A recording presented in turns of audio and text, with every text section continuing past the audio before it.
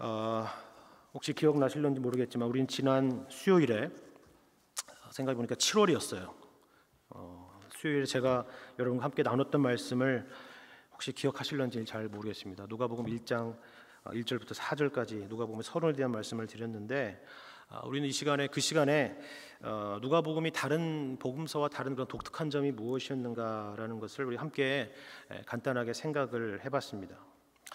그것은 다른 복음서와는 달리 누가복음은 편지를 보내는 사람이 누구인가, 그리고 그 편지를 받는 사람은 누구인가라는 것에 대해서 명확히 했던 것을 우리가 확인했습니다. 편지를 보내는 사람은 누가였고, 또 그 편지를 받는 사람은 데오빌로라 하는 인물이라는 것을 우리가 말씀을 통해서 확인했습니다. 그런데 이 누가하고 또 이 데오빌로라는 사람의 공통점이라는 것은 모두 다 유대인 혈통이 아닌 이방인이었다는 것을 우리가 함께 확인했습니다. 그리고 이 데오빌로라는 이 사람에게 편지를 보내는 목적은 4절에 나와 있는 말씀처럼 알고 있는 바를 더 확실하게 하려 했다라는 것이 바로 이 누가복음 서론에 나와 있는 목적인 것을 우리가 확인했습니다. 알고 있는 바를 더 확실하게 하려고 했다라는 것에서 이 알고 있는 바라 하는 것은 1절에 나와 있는 말씀처럼 우리 중에 이루어진 사실, 우리 중에 성취된 이 사실, 다시 말해서 에베소서적인 표현으로 하자면 하나님의 구원과는 정말 상관이 없고 거리가 멀리 떨어져 있다고 생각했던 우리가 어떻게 하나님의 백성의 그런 영광스러운 자리에 서게 되었는가 하는 그런 사실일 것입니다. 다른 말로 하자면 이것은 쉽게 말하면 복음이라는 것이고요. 이러한 복음에 대해서 누가는 이 데오빌로 각하가 알고 있는 바를 더 확실하게 하기 위해서 이 누가복음, 이 복음의 내용을 쓰고 있습니다라고 그 내용의 목적을 기록하고 있었습니다. 그렇다면 왜 이러한 일이 필요했을까요? 그것은 제가 서두에 말씀드린 바와 같이 누가와 이 데오빌로 모두 유대인 출신이 아니라 바로 이방인 출신이었다라는 점 때문일 것입니다. 유대인에게 있어서는 특별히 사실 이러한 확신이라는 것이 크게 필요가 없었을 것입니다. 그들은 소위 우리가 말하는 모태신앙 그 훨씬 이상의 자기 정체성을 가지고 있었습니다. 제가 일전에 어떤 잡지를 보면서 우리가 그 유대인 중에서 크리스찬이 된 그런 유대인들이 많이 있지 않습니까? 그래서 한 크리스찬 랍비가 이 이스라엘에서 복음을 전하는데 그 사람에 대한 기사를 한번 읽어본 적이 있었습니다. 근데 거기에는 아주 흥미로운 이야기가 제 눈을 끄는 내용이 하나가 있었습니다. 그게 어떤 거였냐면요, 자기가 유대인들에게 복음을 전하는 데 있어서 절대 사용하지 않는, 그리고 사용해서는 안 될 그런 표현이 있었다고 얘기합니다. 그게 뭘까요? 그게 제가 정확히 기억하고 있는지는 잘 모르겠지만 쉽게 말해서 이런 거예요. 예수님을 믿어서 천국에 갑시다, 이런 겁니다. 예수님을 믿고 하나님 나라에 들어갑시다 라고 하는 것입니다. 우리에게는 복음 전할 때 가장 일반적으로 사용하는 그런 표현인데, 유대인들에게는 이런 표현을 써서는 곤란하다라는 것을 그분이 이야기하는 걸 들었어요. 왜 그런가 하면 유대인들은 이미 자신들이 하나님의 나라의 백성이라고 생각하고 있기 때문에 그렇습니다. 그것에 대해서 단 한 번도 의심을 해본 적이 없었기 때문에 그렇습니다. 자기들은 이미 선민이요, 자기들은 이미 조상적부터 택함받은 하나님의 백성이라고 생각하고 있기 때문에 그런 방식의 이야기가 도무지 통하지 않는다라는 것이었습니다. 그건 마치 우리가 이런 것과 같죠. 본래 한국 사람인데 그 사람한테 찾아가가지고 여보시오, 당신은 이러이러한 절차를 밟으셔서 어서 한국 사람이 되십시오 라고 얘기하는 것과 같은 것입니다. 그러니까 좀 말이 안 통하는 것일 수 있겠죠. 그래서 그런 방식이 아닌 자기는 좀 다른 방식으로 그들에게 예수 그리스도를 소개하고 복음을 전해야 했다라는 그런 내용을 한번 읽어본 적이 있었습니다. 우리가 요한복음 3장을 보면 예수님과 니고데모가 만나는 그런 장면의 말씀을 우리가 볼 수 있는데요, 니고데모가 이 예수님과의 대화에서 혼란스러워했던 것을 여러분이 기억해 본다면 제가 말씀드린 이것이 무엇을 말하는 것인지 여러분도 이해할 수 있을 것입니다. 예수님은 니고데모에게 무슨 말을 꺼냈느냐 하면, 사람이 거듭나지 아니하면 하나님 나라를 볼 수 없다라고 얘기했어요.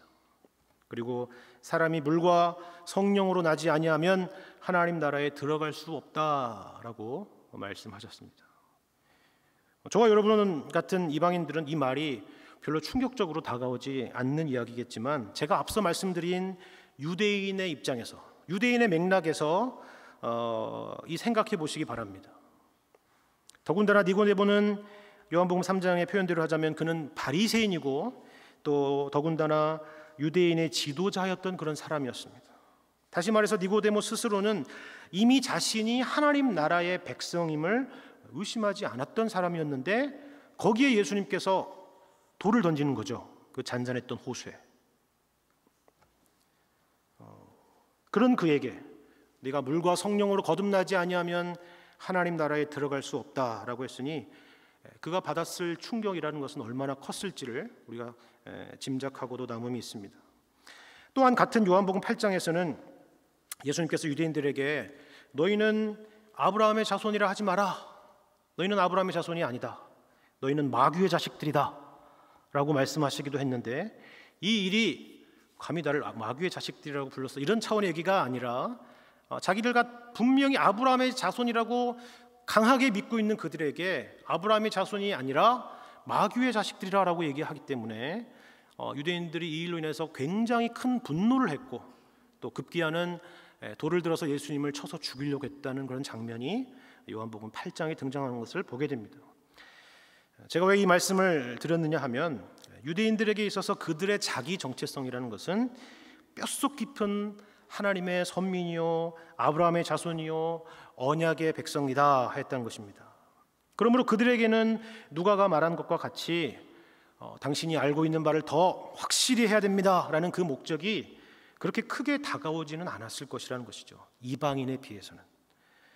그러나 이방인으로서 하나님의 백성이 된 자로서는 하나님의 말씀 안에서 이러한 확인이 얼마나 중요하고 필요한 것인가를 우리가 생각해 봐야 한다는 것입니다. 유대인들은 자기 확신이 너무 강해서 문제였다면 처음 믿게 된 이방인들은 그와는 반대로 그 확신이라는 것이 정말 바람 앞에 있는 이 촛불처럼 정말 불안하기 짝이 없는, 그래서 너무 쉽게 이런 환경과 또 여러 가지 상황들로 인해서 무너지기 쉬운 존재들이었기 때문에 그렇습니다. 물론 누가가 이 복음서를 기록하면서 이방인들만을 염두에 두고 기록한 것은 아닐 것입니다. 이방인들만을 위한 복음이라는 것은 없죠. 유대인들을 위한 구원의 길과 이방인들을 위한 구원의 길이 따로 있는 것도 아닙니다. 다른 것도 아닙니다. 하나의 복음입니다. 우리가 잘 아는 로마서 1장 16절의 말씀이 바로 그것을 말씀하고 있습니다. 내가 복음을 부끄러워하지 아니하노니 이 복음은 모든 믿는 자에게 구원을 주시는 하나님의 능력이 됨이라. 먼저는 유대인에게요 그리고 헬라인에게로다 라고 말씀합니다. 복음은 유대인 헬라인의 구분이 없이 모든 믿는 자에게 구원을 주시는 사람의 능력이 아니라 하나님의 능력이라 이렇게 선언했던 것입니다. 그러나 그럼에도 불구하고 누가가 이 데오빌로를 포함한 이방인들을 더 염두에 두고 있을 것이라 라고 생각하는 이유는 바로 이런 부분 때문에 그렇습니다. 갈라디아서 5장 말씀을 함께 보도록 하겠습니다. 갈라디아서 5장 1절부터의 말씀입니다. 그리스도께서 우리를 자유롭게 하려고 자유를 주셨으니 그러므로 굳건하게 서서 다시는 종의 멍에를 매지 말라. 보라, 나 바울은 너희에게 말하노니 너희가 만일 할례를 받으면 그리스도께서 너희에게 아무 유익이 없으리라. 내가 할례를 받는 각 사람에게 다시 증언하노니 그는 율법 전체를 행할 의무를 가진 자라. 율법 안에서 의롭다함을 얻으려 하는 너희는 그리스도에게서 끊어지고 은혜에게서 떨어진 자로다. 우리가 성령으로 믿음을 따라 의의 소망을 기다리노니 그리스도 예수 안에서는 할례나 무할례나 효력이 없으되 사랑으로서 역사하는 믿음뿐이니라. 너희가 다름질을 잘 하더니 누가 너희를 막아 진리를 순종하지 못하게 하더냐. 그 권면은 너희를 부르신 이에게서 난 것이 아니니라. 적은 누룩이 온 덩이에 퍼지느니라. 나는 너희가 아무 다른 마음을 품지 아니할 줄을 주 안에서 확신하노라. 그러나 너희를 요동하게 하는 자는 누구든지 심판을 받으리라 라고 말씀합니다. 여러분, 이 말씀이 무슨 말씀이냐 하면 갈라디아 교인들 중에 상당수는 처음으로 예수를 믿은 그런 이방인들이 많았습니다.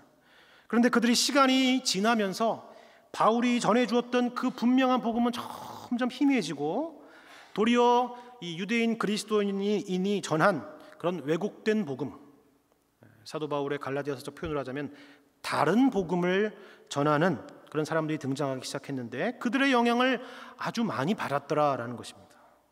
그들의 주장이라는 것은 이와 같은 것이었습니다. 복음에 대한 믿음만으로는 충분하지 않다. 너희도 우리와 같이 할례를 받고 율법에서 명하는 여러 규율들을 지켜야 너희 구원이라는 것이 확실하며 너희 구원이 담보될 수 있다라고 주장했던 것입니다. 어떻게 됐을까요? 갈라디아 교인들은 이러한 주장들의 미혹이 되었던 것입니다.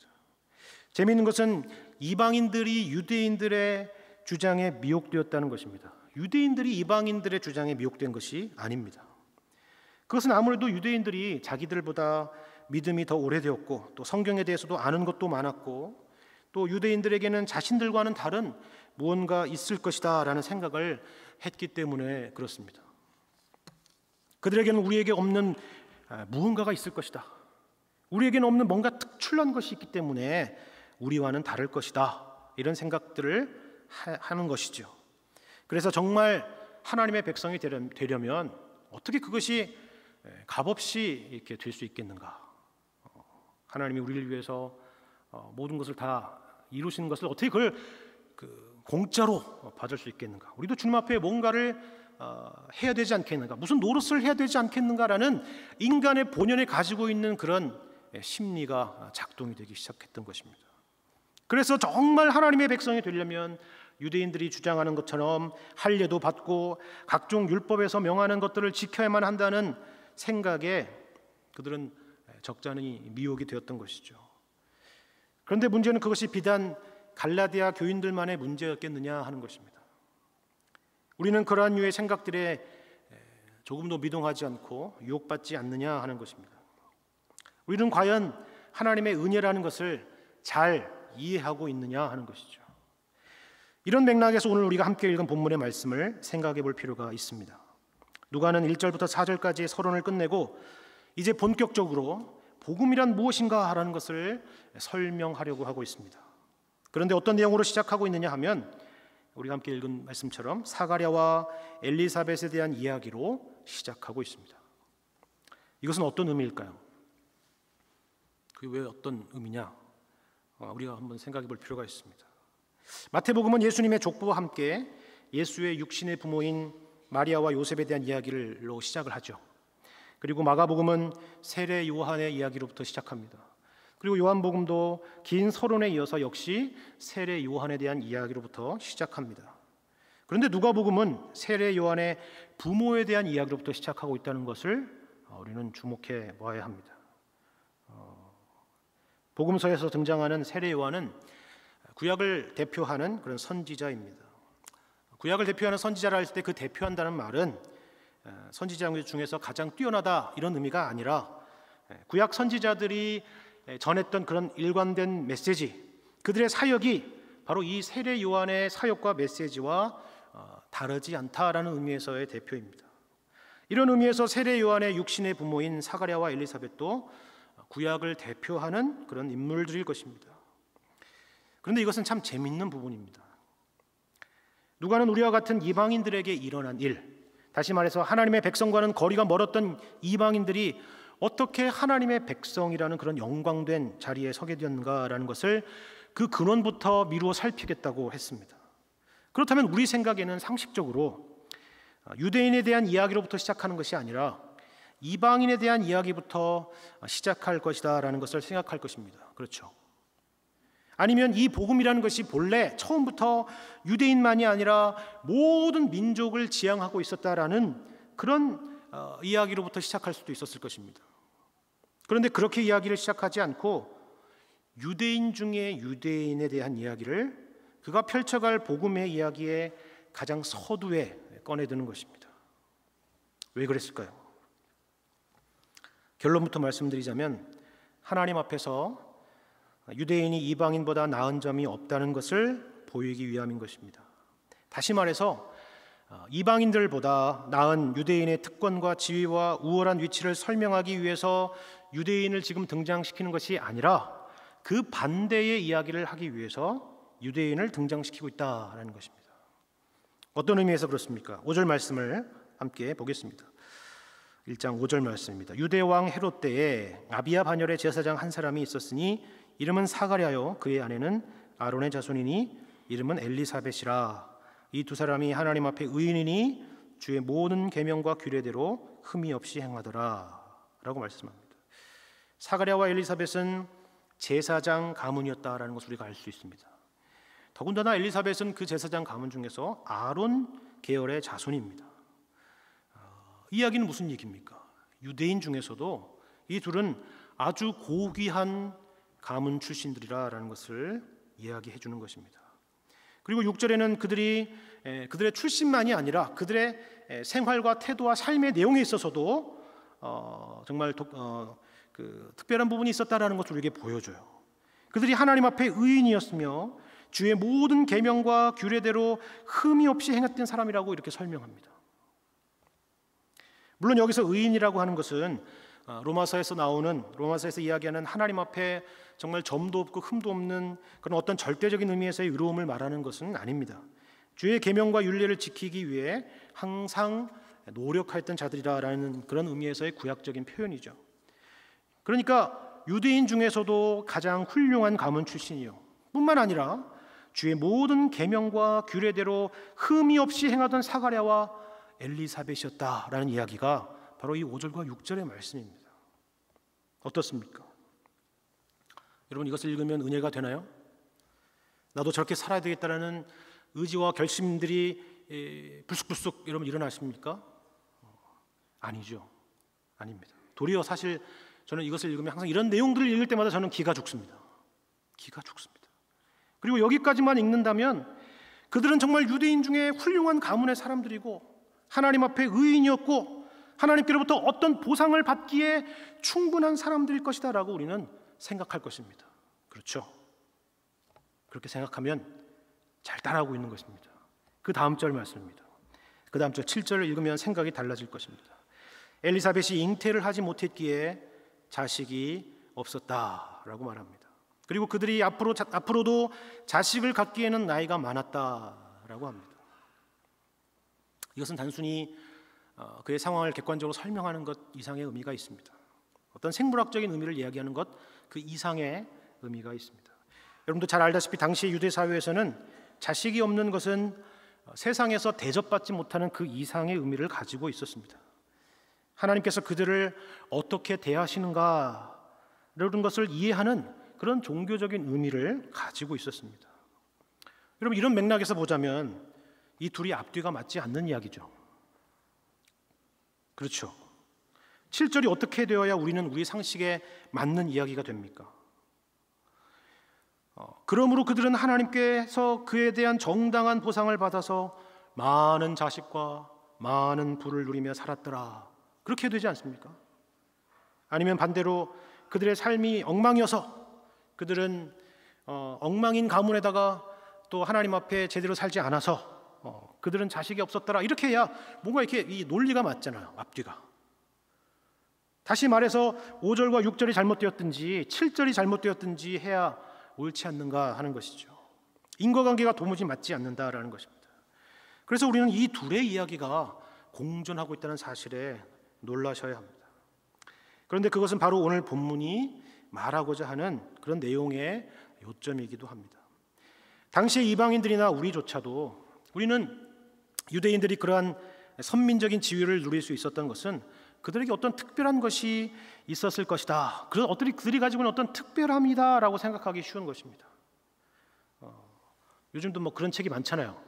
유대인들의 교육법, 유대인들은 무엇이 다른가, 뭐 이런 거 예를 들어서 그런 생각들을 갖잖아요. 그러나 오늘 본문의 말씀은 뭘 이야기하고 하느냐면, 뭘 강조하느냐면 인간이 가지고 있는 하나님의 은혜가 없이는 아무것도 아닌 그 인간의 본질적인 무능함을 보여주기 위해서 도리어 일부러 고상하고 탁월한 이 사가랴와 엘리사벳이라는 인물을 등장시켜서 우리에게 보여주고 있는 것입니다. 아주 엉망인 삶을 살고 있는 사람을 등장시켰다면 우리는 모두 그럼 그렇지 라고 단정해 버릴 것이기 때문입니다. 그러나 그렇게 하지 않고 이렇게 상반되어 보이는 이야기를 하는 이유는 구약의 이스라엘 유대인의 역사가 영광스럽고 탁월하고 우월했던 적이 있었다면 그것은 그들이 가지고 있는 어떤 특유의 우월함이나 탁월함 때문이 아니라 하나님의 은혜 때문이었다는 것을 보여주고자 했기 때문입니다. 우리는 이 본문에서 이 점이 얼마나 강조되고 있는지를 우리는 확인할 수 있을 것입니다. 그런데 우리는 13절에 사가랴가 분향하던 중에 주의 사자 가브리엘에게 받았던 말씀 때문에 오해할 수 있는 부분이 하나 있습니다. 뭐냐면 이것입니다. 13절 말씀에 천사가 그에게 이르되 사가랴여 무서워하지 말라. 너의 간구함이 들린지라. 내 아내 엘리사벳이 내게 아들을 낳아주리니 그 이름을 요한이라 하라 라고 말씀합니다. 우리는 이 말씀을 보면 마치 사가랴가 하나님 앞에 자식을 구하는 기도를 간절히 올렸더니 주께서 결국 그의 신앙과 열심에 감복하셔서 응답해 주신 것으로 오해하기가 쉽습니다. 그러나 본문의 말씀은 그러한 내용이 아닙니다. 그리고 사가랴가 정말 그러한 개인적인 기도를 그 시간에 드렸는가 하는 것도 사실 의심스러운 부분입니다. 왜냐하면 세 가지 이유 때문에 그렇습니다. 첫째로 사가랴 자신이 이미 먼저 엘리사벳이 불임인 것과 또 두 사람의 나이가 임신을 하기에는 많은 것을 그들 스스로 다 알고 있었기 때문에 그렇습니다. 아마 이 부분에 대해서는 거의 포기하며 살지 않았을까라는 생각도 갖게 됩니다. 두 번째로 이러한 메시지를 받았을 때 사가랴의 태도 때문에 그렇습니다. 18절 말씀에 사가랴의 반응은 감사합니다. 기도에 응답하시니 참으로 감사합니다. 그렇게 될 줄 믿습니다. 라고 했던 것이 아니라 내가 이것을 어떻게 알겠습니까? 내가 늙고 아내도 나이가 많습니다. 라고 이 가브리엘에게 대답하고 있기 때문에 그렇습니다. 불가능한 것을 저희도 잘 알고 있습니다. 라고 대답하고 있는 내용 때문에 그렇습니다. 그리고 세 번째로는 이것입니다. 이게 가장 중요한 부분인데요. 여기서 지금 사가랴가 드리고 있는 이 기도란 사가랴가 개인의 자격으로서 개인의 문제를 가지고 성소에 들어가서 기도하는 그런 내용이 아니라 하는 것입니다. 제사장으로서 반열의 차례대로 하나님 앞에 분향하며 이스라엘 백성들을 대표하는 그런 자로서 기도하는 자리였기 때문에 그렇습니다. 같은 비유는 아니지만 만일 여러분이 우리 교회 예배 가운데서 대표 기도를 하고 있는데 여러분의 가정의 개인사와 또 개인적인 문제를 가지고 갑자기 기도했다고 합시다. 이 얼마나 이상한 일이겠어요. 그렇죠? 이것은 그것 이상의 일입니다. 이스라엘을 대표하는 제사장으로 제비 뽑혀서 하나님 앞에 분향하며 드리는 그 기도의 내용이기 때문에 그렇습니다. 다시 말씀드려서 이것은 사가랴의 어떤 개인 경건과 기도에 대한 하나님의 반응이 아니라 하나님께서 이스라엘 백성 가운데 행하실 일이 무엇인가를 그에게 나타내 보이신 것이라 하는 것입니다. 그렇다면 그 일은 어떤 것입니까? 14절 말씀입니다. 이 일로 너도 기뻐하고 즐거워할 것이요 많은 사람도 그의 태어남을 기뻐할 것이라 했습니다. 그렇죠. 이제 이게 단순히 개인 가정사의 일이 아니라는 것을 확인하게 될 것입니다. 한 개인의 일이 아니라 한 가정의 일이 아니라 하는 것입니다. 많은 사람도 그의 태어남을 기뻐할 그런 일들이 일어날 것이다 하는 것입니다. 그렇다면 이렇게 해서 태어날 세례 요한이 어떤 일을 할 것이기 때문에 그렇습니까? 16절 말씀입니다. 이스라엘 자손을 주 곧 그들의 하나님께로 많이 돌아오게 하겠습니다. 그가 또 엘리야의 심령과 능력으로 주 앞에 먼저 와서 아버지의 마음을 자식에게 거스르는 자를 의인의 슬기에 돌아오게 하고 주를 위하여 세운 백성을 준비하리라 했습니다. 여러분 이것은 무엇을 말하죠?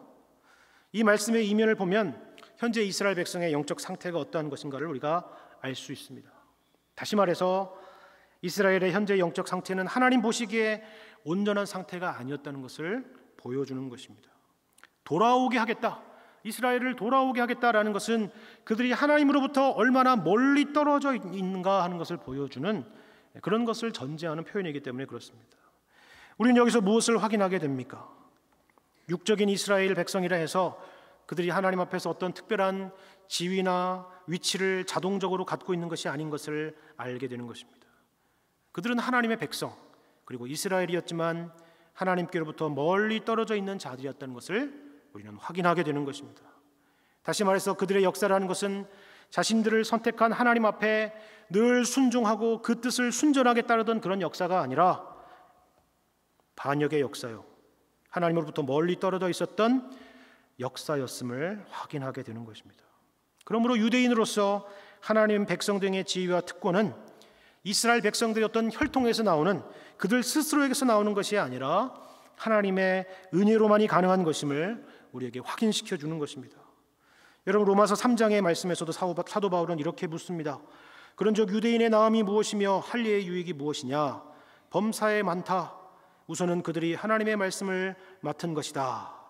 그러나 그들은 말씀을 맡았을 뿐 그 말씀대로 행하는 일에 있어서는 실패한 자들이다 라고 얘기합니다. 또 이어서 이런 질문을 합니다. 그러면 어떠하냐? 우리 유대인이 이방인보다 낫다고 할 수 있느냐? 결코 아니다.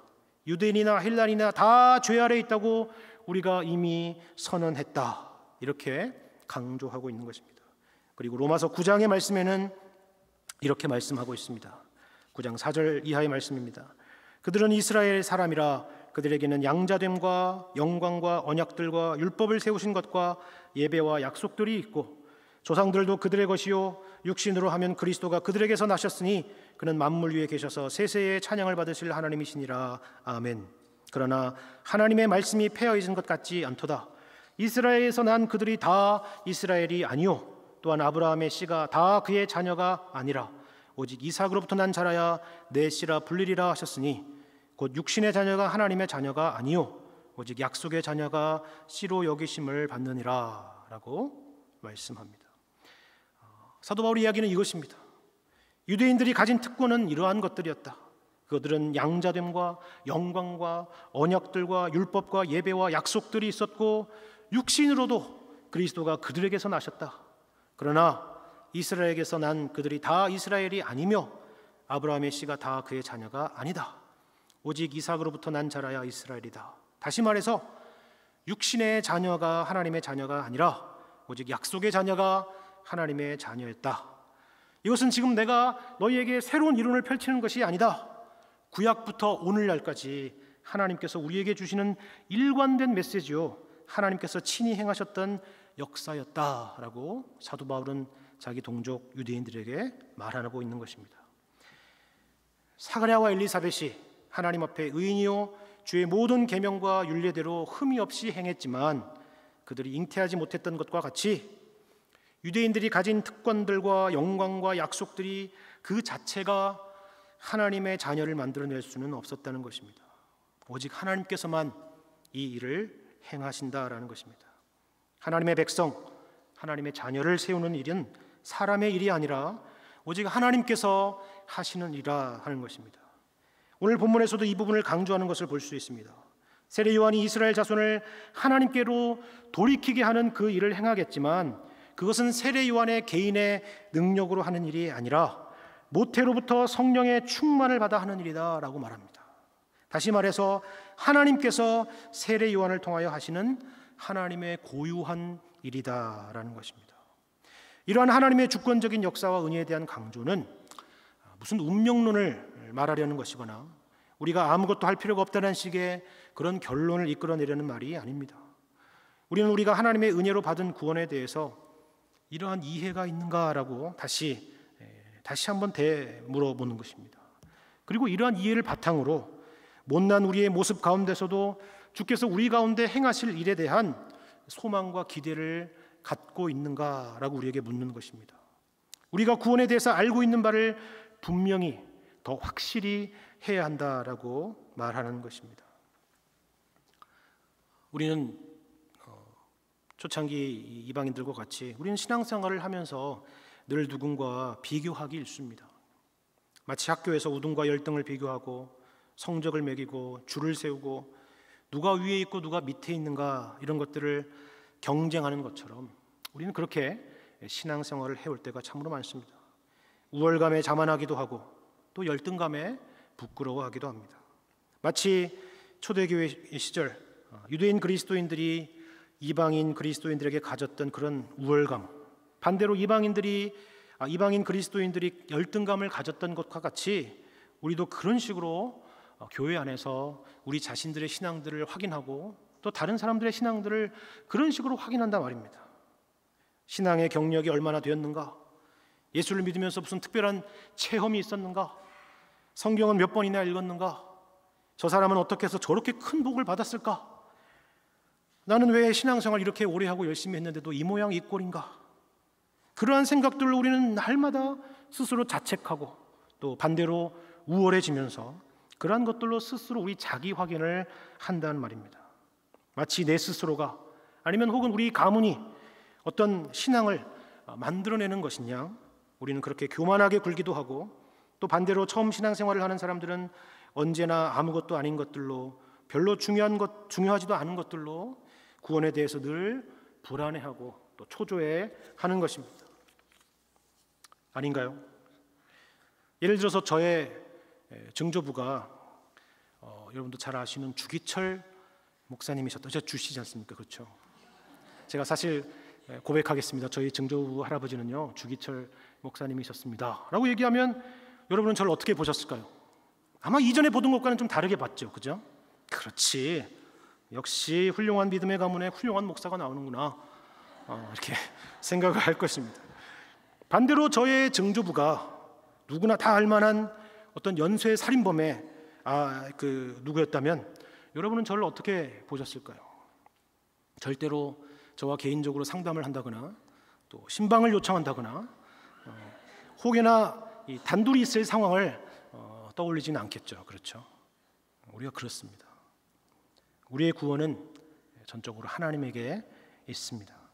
우리가 하나님의 백성이 되는 것은, 우리가 하나님의 자녀가 되는 것은 우리의 혈통이나 우리의 실력이나 노력이나 헌신이 만들어내는 것이 아니라 하나님의 은혜로 되는 것이다 하는 것입니다. 누가는 데오빌로에게 이 같은 말씀으로 권면하는 것입니다. 사가랴와 엘리사벳의 경건을 본받으라는 그런 얘기를 하려는 것이 아닙니다.